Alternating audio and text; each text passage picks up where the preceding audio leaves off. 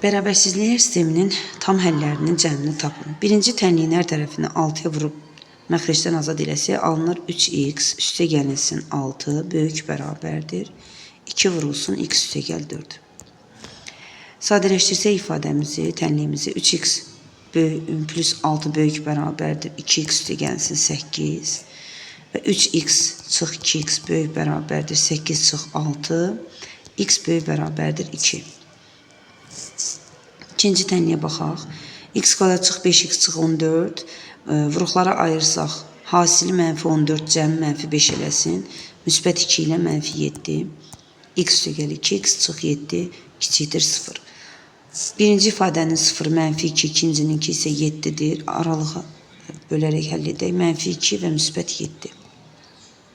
Aralıqlara ayırsaq, 7-dən böyük ədəd götürsək, 8 məsəl üçün, 8 üstə gəl 2, 8 çıxılsın 7 müsbətdir. Hansı da müsbət olacaq? Digər mənfi müsbət, təkrarlanan kök yoxdur burada. Və bizə lazım olan aralıq mənfi olan aralıqdır. 2-dən 7-yə.